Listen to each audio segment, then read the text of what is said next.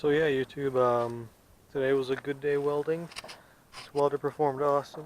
Way better than I expected it to. You can see all the spatter on there because I was doing it on the ground.